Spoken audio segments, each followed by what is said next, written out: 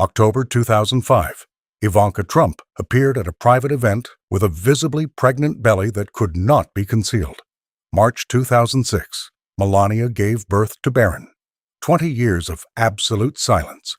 Then, on a live television night in 2026, Stephen Colbert looked directly at Donald Trump, accusing Ivanka of being pregnant in 2005 and having Melania adopt the child to cover it up. The entire audience held their breath, and everything collapsed at that moment. It was February 2026, exactly 20 years since those quiet months back in 2005 and 2006 that nobody talked about in public. The Late Show studio in New York felt electric that night. The live audience was packed in tight, everyone buzzing, phones already out, ready to capture whatever went down. Stephen Colbert stepped out first, cool as ever in his dark suit, that trademark half smile already locked in place. He waved to the crowd, got the usual big cheer, then sat down behind the desk like this was just another Tuesday. But everyone knew it wasn't. Trump was the guest, and that always meant anything could happen. Colbert cracked a couple easy jokes to warm things up, then a quick dig at the latest White House tweet storm. The audience laughed, clapped, settled in. Normal late-night stuff. Then the lights dimmed a little, the band hit a dramatic chord, and Donald Trump strode out. No smile, no wave, just that familiar brisk walk, chin up, eyes scanning the room like he already owned it. The applause was loud but mixed. Some people stood, others stayed seated, clapping politely. He shook Colbert's hand quick, sat down, crossed his legs, and leaned back like he was the one running the show. Colbert jumped right in, keeping it light at first. "Mr. President, welcome back. You've been pretty busy lately. More rallies, more headlines. How's life treating you these days?" Trump gave a short nod. "Tremendous, Stephen. Absolutely tremendous. The country's doing great under my leadership, better than ever." Colbert nodded along, then tried another soft lob. "Speaking of great, your poll numbers are looking strong. Even some Democrats are saying you've got the momentum. What's your secret?" Trump shrugged. "People know the truth when they hear it. They're tired of the fake news, tired of the losers in Washington." The crowd chuckled a little, but it felt forced. Colbert sensed the shift and decided to push just a hair. "Well, you've always been good at cutting through the noise, unlike some of us who just sit here making jokes for a living." He said it with a grin, expecting the usual back and forth. That's when Trump cut in, sharp and low. "You know, Stephen, you pretend to be this big smart guy on TV every night. But let's be honest, you've never had a real job outside this studio. You're just a puppet, reading lines, taking orders from whoever pays the bills. Sad, really." The room sucked in a breath. No one laughed. A few people shifted in their seats. Colbert's smile didn't drop right away. He held it there, deliberate, letting the words hang. The audience felt it instantly. This wasn't banter anymore. This was a slap, personal and mean, right in front of millions watching live. Colbert looked straight at the camera for a beat, then back at Trump, eyes steady. The air in the studio thickened. Then he spoke, voice calm, almost gentle but carrying real weight. "You know, Mr. President, I wasn't going to bring this up tonight. I really wasn't. We were just going to do the usual jokes, politics, a little back and forth. But since we're already getting personal..." He paused again, just long enough to make everyone's stomach tighten. "Maybe it's time we talk about something you've never had to answer on live TV." Trump shifted in his chair, eyebrows raised like he was still in charge, but you could see the tiny flicker in his eyes. He wasn't expecting this turn. Colbert leaned forward a fraction, hands flat on the desk. 20 years ago, October 2005. There's a private event. Ivanka Trump shows up visibly pregnant. Photos exist. Clear, time-stamped, never doctored. Experts have looked at them. They're real. And the timeline lines up perfectly with something else. He let that sink in, then delivered it flat and direct. "You got your own daughter pregnant." The audience gasped, sharp, collective, like the air got punched out of the room. A couple people actually covered their mouths. Phones came up fast, recording, shaking. Trump's face hardened instantly, jaw locked, but he didn't interrupt yet. Colbert kept going. Steady, no yelling, no drama, just facts. According to people who were close enough to know, the family made a decision right then. Melania stepped in. She went public with the pregnancy, said it was hers. And then, March 2006, Barron was born, the official story everyone accepted. But those photos from 2005 tell a different story. They suggest the child Ivanka was carrying was yours, and the whole thing was covered up to keep the family looking perfect in public. The words landed heavy. No one laughed. No one clapped. The band didn't play sting music, just stunned silence broken by a few low murmurs rippling through the crowd. People in the front row were staring wide-eyed, mouths half open. Backstage, you could almost feel the producers scrambling, but on camera it was just Colbert and Trump, locked in. Trump finally leaned in, voice low and dangerous. "That's disgusting. Fake news. Total garbage. Those pictures, AI, made up. You're out of your mind if you think." But Colbert cut right back, still calm. "We've had them checked. Multiple independent sources. Dates match. Metadata's clean. This isn't some internet rumor, sir. This is something that's been buried for 2 decades. And tonight, it's not buried anymore." The tension in the room was thick enough to choke on. Trump's face went from hard to furious in a split second. His eyes narrowed, cheeks flushed red, and he shot forward in his chair like he was about to jump across the desk. "This is disgusting. Absolutely disgusting. Those pictures, total AI fake garbage, made up by losers who hate me. You're peddling lies on national television, Stephen. This is defamation. This is slander. My lawyers are already drafting the papers. You, your show, whoever leaked this crap, you're all getting sued into the ground. Big time." The audience let out a collective gasp, sharp, almost pained. A few people actually recoiled in their seats. Phones were still up, but hands were shaking now. Trump kept going, voice rising, pointing a finger straight at Colbert. "You think you can just throw this filth out there and walk away? This is the lowest of the low. Even for you. My family's off limits. Always has been. You crossed a line tonight and you're gonna regret it." He sat back, breathing heavy, trying to look like the guy who still owned the room, but his hands gripped the armrests a little too tight, knuckles white. The confidence was there, but it looked cracked for the first time all night. Colbert didn't blink.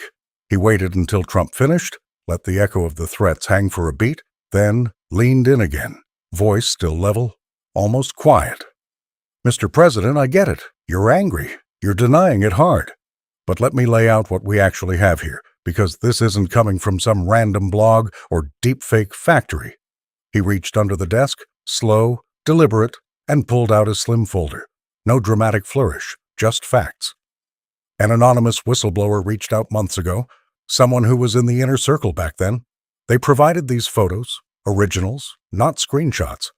We had 3 separate forensic teams look at them, independent, no ties to this show. Everyone said the same thing. No manipulation, no AI generation, timestamps match October 2005 exactly. The metadata's intact. The lighting, shadows, everything lines up with real photography from that event. Trump snorted, shaking his head. "Fake experts. Paid off. Classic." Colbert kept going like he hadn't heard it. The whistleblower also gave us dates, names, locations, private doctor visits in late 2005, travel records that put Ivanka and you in the same place at the same time more than usual, and then the switch. Melania's public announcement in early 2006, suddenly pregnant, same due date window. Barron born March 20th. It all fits too clean to be coincidence. He closed the folder, set it down gently. "I'm not here to destroy anyone. But when credible evidence lands in your lap, evidence that's been checked and double-checked, you don't bury it. Not on live TV, not when the public has a right to know." The studio had gone eerily quiet now. The initial gasps had faded into low whispers that spread row by row like ripples. People were looking at each other, eyes wide, mouths half open. A woman in the 3rd row actually put her hand over her heart, like she couldn't believe what she was hearing. Someone else muttered, "Holy shit," just loud enough for the mics to catch it. No laughter, no applause, just this heavy, suffocating tension that made every second feel longer. Colbert glanced around the room once, taking it in, then looked back at Trump. "You can call it fake. You can threaten lawsuits. That's your right. But the photos are real. The timeline's real. And the questions, they're real too." Trump stared back, jaw clenched. No quick comeback this time. The room felt smaller, hotter, like the walls were closing in. Colbert let the silence sit for another beat after his last words, eyes locked on Trump. Then he shifted, just enough to signal something bigger was coming. "We're not done yet, Mr. President, because what we've got isn't just photos and timelines. We've got people, real people who were there." He turned toward the control booth, gave a small nod. The big screen behind them flickered to life. No pre-recorded clip, no fancy graphic, just a live video feed popping up. A middle-aged man in a plain gray hoodie, sitting in what looked like a dim home office somewhere far from New York. The chyron underneath read, "Live, former Trump Organization aide, 2005 to 2008. The audience murmured, confused at first, then hushed fast when the man started speaking. His voice was steady but low, like he'd rehearsed this 100 times. "My name's Mark Reynolds. I worked security and logistics for the Trump family back in 2005. I was in the room for meetings nobody else knew about." Trump's head snapped toward the screen. "Who the hell is this guy? This is a setup." Reynolds didn't flinch. "October 2005. After that private event where the photos were taken, I drove Ivanka to a doctor's office in Manhattan 3 times in 2 weeks. Late nights, no press, no detail, just me and one other guy. Then there were the sit-downs at Trump Tower. Donald, Ivanka, Melania, a couple lawyers. Closed doors. I stood outside. I heard enough. They talked about handling it, about Melania stepping up, about money to make sure staff kept quiet. I saw envelopes handed out, cash, 5 figures each, to people who worked the residences. I got one too, told to forget everything or lose my job. I kept quiet for 20 years. Not anymore." The studio erupted in low gasps and whispers. Phones shot up again, but nobody was laughing now. A woman in the back actually stood up for a second before sitting back down, hand over her mouth. Trump slammed his palm on the armrest. "Lies! This guy's a nobody, fired for cause. Probably got paid by your producers to lie on camera. This is ambush television." Colbert raised a hand, calm as ever. "We vetted him, Mr. President. Employment records check out. Bank deposits from Trump Org accounts in late 2005 match what he's describing, and he's not the only one talking." He reached back under the desk and pulled out another folder, this one thicker. Opened it slow, like he was handling something fragile. "These are scanned medical records from a private clinic in New York. Redacted names, but dates and procedures line up. Prenatal visits for Ivanka under a different name in November 2005, then nothing after December. Same clinic has records for Melania starting January 2006. Same doctor, same due date window. And here's the kicker." He slid one page forward on the desk so the camera could zoom in tight. A notation from the file. Paternity sample collected, sealed per client request. No public record of results, but the clinic kept internal logs. We've got a source who saw the sealed envelope before it disappeared. DNA was run. Matches exist. We're not releasing names yet, but the chain of custody is solid." Trump's face was beet red now. He stood halfway out of his chair, pointing at Colbert, then at the screen, voice booming. "This is treason. You're airing stolen documents, fake medical files, paying off disgruntled ex-employees. This is election interference. You're working with a deep state to destroy me. I'm calling the DOJ right now." Colbert didn't raise his voice. He just met Trump's glare head-on. "If it's all fake, sue me. Subpoena the records. But here's one more thing the public should know. That doctor, the one who handled the prenatal care and the samples, he got a wire transfer, $250,000, from a shell company tied to your properties in December 2005, right after the switch happened. We've got the bank trail. Not from me. From public records and whistleblower tips. You can call it coincidence. I call it a cover-up payment." The room exploded. Not cheers, shouts, gasps, a few people yelling, "What the hell?" from the back. Trump was fully on his feet now, face inches from Colbert's across the desk, security edging closer from the wings. "You son of a bitch! You think you can do this to me? On my watch. This ends tonight." Colbert stayed seated, unflinching, voice cutting through the chaos. "It doesn't end until the truth comes out, sir. You can yell, threaten, storm off. But those records aren't going away. Neither are the people who saw it happen." The screen with Reynolds froze on his face, calm, unflinching, while the live audience turned into a sea of stunned faces. Whispers turned to open talk. Somebody in the third row muttered loud enough for the mics. "This is insane." The band didn't play. The lights felt hotter. Trump was still half standing, finger jabbing at the air, face twisted in rage. Then Colbert raised a hand, not to calm things, but to signal the next move. "Hold on, Mr. President. There's one more thing the audience needs to see. This came in sealed, overnight delivery, from someone who says they can't stay silent anymore." The big screen behind them cut from the frozen image of Reynolds to black for a split second. Then a grainy, pre-recorded video started rolling. No fancy intro, just shaky handheld footage. Clearly shot in secret, low light, maybe a phone hidden in a bag. The face was blurred, but the voice was unmistakable to anyone who'd followed the family for years. Ivanka. She was sitting in what looked like a dimly lit hotel room, eyes red-rimmed, hair pulled back tight, speaking fast and low like she was afraid someone might walk in. "I can't keep doing this," she said, voice cracking.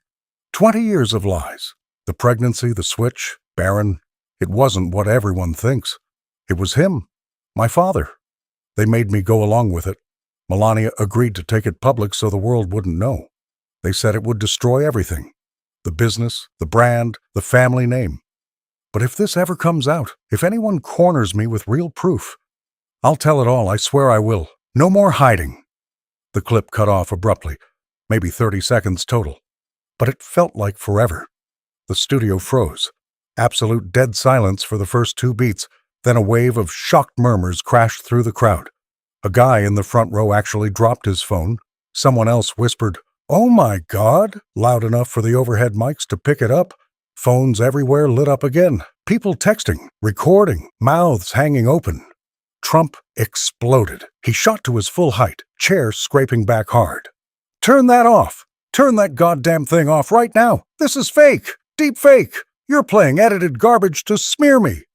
He spun toward the wings, waving his arms. "Security! Get me out of here! This show is over! I'm done!" Security guys in black suits started moving in from both sides. Slow at first, professional. But the audience wasn't having it. Shouts broke out. "Answer the question," from one side. "Is it true?" from another. A water bottle sailed from the back rows, thunking harmlessly against the stage. Then another, someone's program booklet this time, followed by a low chant starting in the middle section. "Truth! Truth! Truth!" It built fast, ragged and angry. The room had gone from stunned to feral in under a minute. Trump took a step toward the exit, but Colbert's voice cut through the noise like a knife. Still calm, but louder now, amplified.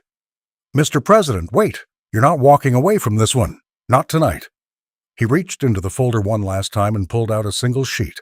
Thick paper, official-looking, notarized stamp visible even on camera. He held it up so the zoom lens could catch every line. "This is a sworn affidavit from a former family attorney who handled the paperwork in 2006.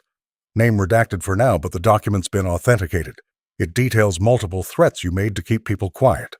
Quote, Donald instructed that any staff or family member who spoke about the true parentage would face financial ruin and legal consequences, including disinheritance for immediate relatives. It lists specific conversations, dates, times, who was present, and it names the threats to Ivanka personally if she ever wavered. Trump stopped dead. His mouth opened, then closed. For the first time all night, no quick comeback, no deflection, no booming denial. Just a stunned, frozen stare at the paper in Colbert's hand. The chanting in the crowd dipped for a second as people noticed. The president looked lost, vulnerable, like the air had been sucked out of him. Then he snapped back, voice hoarse, but still loud. That's not...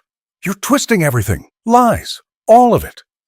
But the slip was there, tiny, but real. He'd hesitated. The audience caught it, the cameras caught it, and millions at home caught it. The chant picked up again, louder, "Truth! Truth!" Security finally reached Trump, forming a loose wall as he backed toward the curtain, still yelling over his shoulder. "This isn't over! You'll pay for this!" Colbert stayed seated, paper still raised, eyes locked on the retreating figure. "The affidavit's going public tomorrow. The video's already out. The photos, the records, the witnesses. They're not disappearing. America's watching, sir, and they deserve answers." The screen faded to black on the frozen affidavit page. The noise in the studio was deafening now. Chants of "Truth! Truth!" mixing with boos and scattered shouts of "Answer him!" Security had formed a tighter circle around Trump, but he wasn't moving yet. He stood frozen for a long second after the affidavit reveal, chest heaving, eyes darting from the paper in Colbert's hand to the screaming crowd. Then he locked back on Colbert, voice raw and shaking with fury. "You think this is the end? You think you can pull this stunt and walk away clean? My people are already tracing every leak, every file, every so-called expert you've got. Those photos? Still fake. AI garbage. I'll prove it right here, right now." Colbert didn't miss a beat. He nodded toward the control booth again. "Let's do that. Let's settle it live." The big screen switched feeds instantly. No delay. A split screen appeared. On one side, a live video call with Dr. Elena Vasquez, a well-known digital forensics expert from MIT, credentials scrolling under her name so fast the audience could barely read them. On the other side, the original October 2005 photo of Ivanka at the event, blown up large. Vasquez spoke clear and quick, no hesitation. "I've been analyzing these images for the last 48 hours, independent of the show. Full forensic suite, metadata deep dive, pixel-level examination, lighting vector analysis, compression artifacts. Conclusion 1. These are not AI-generated, no diffusion model artifacts, no inconsistent noise patterns, no telltale GAN fingerprints. They're consistent with high-res digital photography from mid-2005 Canon equipment." Trump barked over her. "Bought and paid for. Next." Vasquez didn't flinch. Conclusion 2. We ran reverse image searches and cross-checked against known tampering attempts. In the last 12 hours, multiple edited versions of this exact photo have surfaced online. Blurry overlays, timestamp alterations, shadow mismatches, all originating from IP addresses traced to servers registered to a Trump Organization-affiliated consulting firm in Florida. Attempts to discredit by planting fakes. Timestamp logs show those edits started 90 minutes after this show went live tonight. The screen zoomed in on side-by-side comparisons, the original photo next to the doctored ones, red circles highlighting the clumsy changes. Gasps rippled through the crowd again. A few people actually clapped, sharp, angry claps, before the boos drowned them out. Trump's face went from red to purple. "Lies! Deep state! Rigged experts! This is—" Colbert cut in, voice steady but loud enough to carry. "The forensics are live, Mr. President. The IP traces are public record now. You can dispute it, but the data's there for anyone to verify." That was it. Trump spun toward the exit, shoving past one of the security guys who tried to guide him. "I'm done. This circus is over." He stormed toward the curtain, but not before leaning back toward Colbert one last time, mic still hot, voice low but picked up clear by the overheads. "You're finished, Stephen. You hear me? Finished. Watch your back." The threat hung in the air for half a second before the audience lost it completely. Boos turned into a wall of sound, thousands of voices roaring disapproval. More objects flew. A plastic cup, someone's hat, crumpled programs. Security hustled Trump through the curtain as fast as they could, but the chants followed him out. "Truth! Truth! Resign! Resign!" The cameras stayed on the empty chair for a long beat. Then Colbert stood up slowly, buttoning his jacket, facing the crowd and the lenses. The room quieted just enough for his voice to cut through without shouting. "America, what you just saw tonight wasn't planned as entertainment. It was planned as a reckoning. Evidence doesn't care about ratings or party lines. It just is. Photos, records, witnesses, forensics. They're all out there now. And if there's nothing to hide, then let it all come out. Full transparency. No more secrets. No more threats. The public deserves the truth, whatever it costs." He paused, looked straight into the main camera. "Investigations are already underway. Congressional, legal, independent. We'll keep following it. You should, too." The band kicked in soft, somber music as the credits started to roll, but nobody was leaving their seats yet. People sat stunned, some crying quietly, others arguing heatedly with the person next to them. Phones were out everywhere, clips already uploading, hashtags exploding, the internet lighting up like a firestorm. Outside the studio, news vans were double-parked, reporters scrambling for live shots. Inside, the lights stayed up a little longer than usual, like even the crew didn't know what to do next. Trump was gone. Colbert stayed center stage, calm as ever. But the weight of what had just happened settled over everyone like smoke. 20 years of silence had shattered in 1 hour, and the country wasn't going to sleep tonight. The scandal was viral before the first commercial even hit.